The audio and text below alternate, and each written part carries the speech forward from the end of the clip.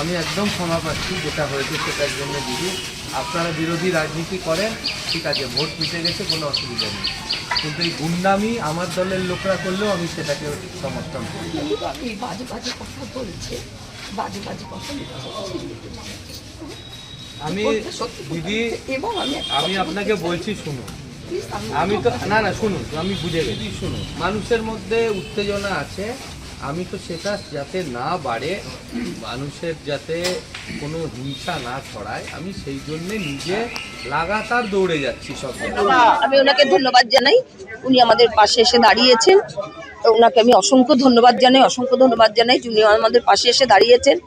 আর আমার বিস্তারিত যা যা ঘটনাই ঘটেছেন আমার পার্টি অফিসে আমি জানিয়েছি ওনাকে, উনি বলেছেন যে কোনো রকম অসুবিধা নেই, আমরা আছি সাথে। খবর পেয়েছিলাম যে দিদির এখানে, উনি এখানকার কাউন্সিলর, তৃণমূলের কাউন্সিলর, এখানে এরকম ভাঙচুর করা হয়েছে, জোর করে বন্ধ করে দেওয়া হয়েছে এবং হুমকি দেওয়া হয়েছে যে যত বড় নেতা আসুক খুলতে পারবে না।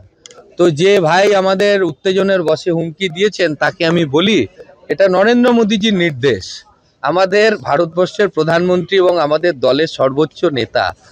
আজকে পশ্চিমবঙ্গে যে পরিবর্তন হয়েছে এটা তো তার জয়, মানুষ তো তাকে ভরসা রেখে ভোট দিয়েছেন, তার মুখটা দেখে ভোট দিয়েছেন, আমরা তো নিমিত্ত মাত্র।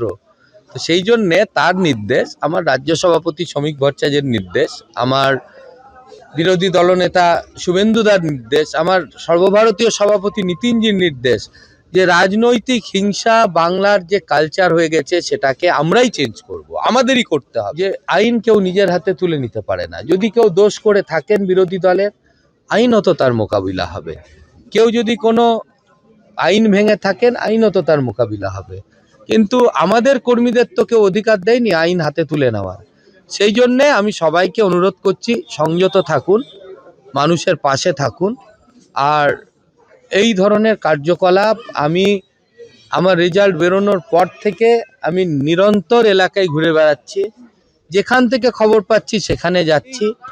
এই বিজয় তো খালি ভারতীয় জনতা পার্টির বিজয় নয়, এই বিজয় যে 1 লাখের বেশি লোক আমাকে ভোট দিয়েছেন সবার বিজয়।